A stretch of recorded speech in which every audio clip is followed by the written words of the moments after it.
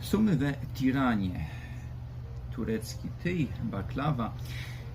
Tirana, no moderne budynki, niewiele zabytków, meczet z XVIII stulecia, chyba największym zabytkiem, no i byli my.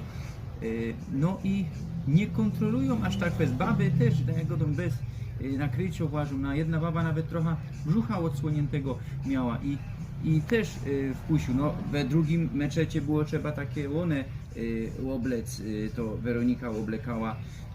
No a znam takich psychotalibów, co chcą ścigać dziołchy we szkołach, co trochę mają brzucha odkrytego, tak krótkokieska, no to są fanatyki.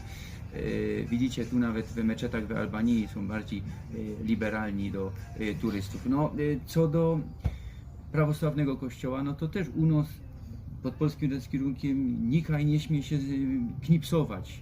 Nie knipsować tak dalej, no to nie rozchodzi się ino o nabożeństwo. I no tak do turystów, tutaj żadnych zakazów tak dalej, i nie kontrolują jak w to włazi, jak w to jest obleczony. Liberalne podejście tutaj i w cerkwiach, i w meczetach.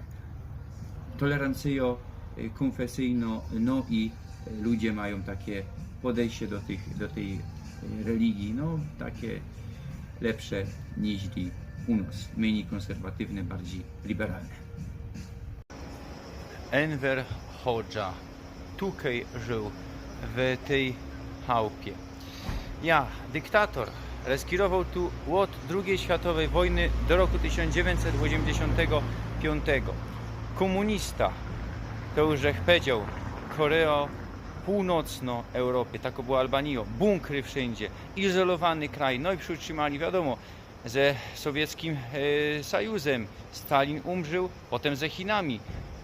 Mao umrzył, no to już nie było richtig komunizmusu we Chinach, toż ino Kimowie, północno Koreo. Na szczęście się to skończyło, a kiedy się skończy to we północnej Korei? No też muno kiedyś.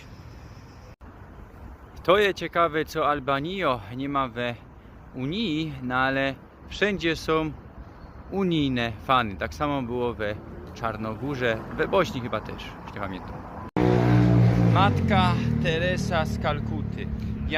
Ona była Albanką, nie była z Kalkuty. Była Albanką, no ale pochodziła ze Macedonii.